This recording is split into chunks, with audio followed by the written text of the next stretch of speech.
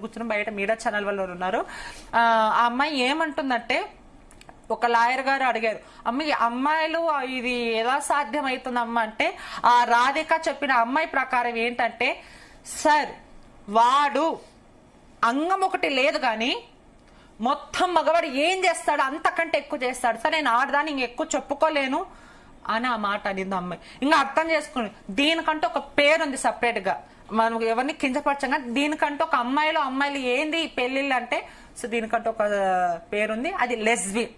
అబ్బాయిలు గేసేలా మ్యారేజ్ చేసుకుంటారు. సో ఇది కానీ మొదటిసారిగా ఒక అబ్బాయిగా పుట్టి, శ్రీనివాస్ గా పుట్టి, అఘోర వేషం వేసుకొని తను ట్రాన్స్జెండర్ గా మారి సనాతన ధర్మం నేను కాపాడుతానని ముందుకొచ్చాడు. కుల మతాలలో చిచ్చు పెట్టాడు. ముస్లింస్ తరిమేస్తా, తల ముండం వేరు చేస్తా, క్రిస్టియన్ తరిమేస్తా అన్నాడు.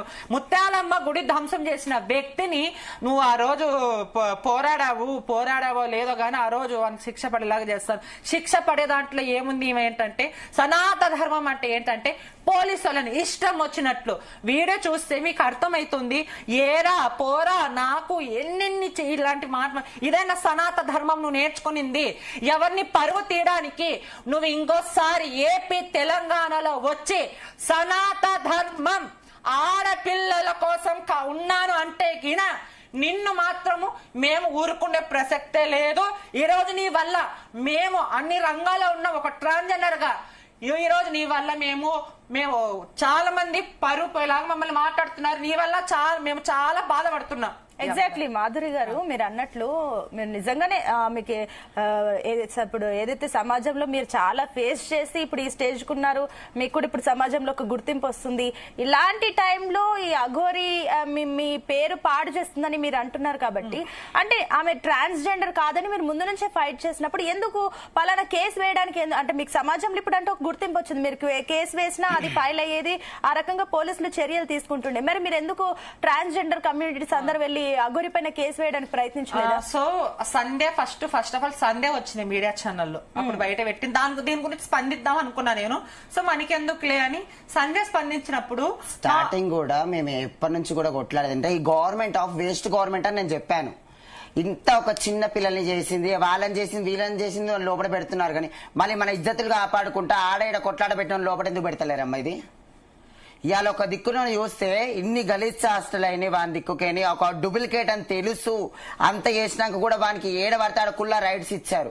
వాడిని ఎంత చేసా కానీ ఇంతవరకు లోపల పెట్టలే. ఈ రోజు కూడా ఇంతమంది మీడియాకి మనం ఎక్కి కూడా ఇంత మంచి మాట్లాడుతున్నాం.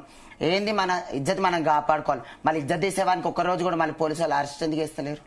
అంటే ఒకటి డౌట్, మీకు ముందు నుంచే శ్రీనివాస్ తెలుసు కాబట్టి, అంటే అఘోరి కంటే ముందు మీకు శ్రీనివాస్ గా పరిచయం అయితే, అంటే ఏంటి సడన్ గా అఘోరిగా మన ముందు నుంచి ఏమైనా అఘోరిగా వెళ్ళడానికి అట్లా దేవ పూజలు అట్లాంటివి ఏమైనా? సారీ, అఘోరి కాదంట. అఘోరి తత్వంలో కూడా చాలా మంది మనకు వచ్చి చెప్పారు. అఘోరాలు కూడా లైవ్ లో మనతో మాట్లాడిన రోజులు కూడా నేను ఇంటర్వ్యూ ఇచ్చిన రోజులు ఉన్నాయి.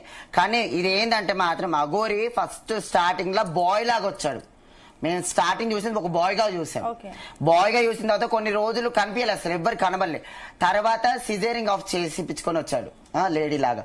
మళ్ళీ అప్పుడు వచ్చిన అఘోరి మళ్ళీ ఇట్లా అట్లా అని చెప్పి ఎంతమంది అన్నా మళ్ళీ ఒక్కరు కూడా ఇలా వరకు మాట్లాడలేరు. ఎందుకు అంటే మీ దగ్గర బాయ్ గా వచ్చినప్పుడు ఎట్లా ఉండే మీతోటి? అప్పుడు అమ్మా అప్పుడు ఎట్లా అంటే రుద్రాక్షలు ఒత్తుగా వేసుకొని మా షార్పేట గుడికి లింగంతో బరివాతలు వచ్చింది. బరివాతలు వస్తే సర్జరీ కాలేదు, కాలేదు, ఏం కాలేదు. అబ్బాయి శ్రీనివాస్ అబ్బాయి అట్లున్న అబ్బాయి శ్రీనివాస్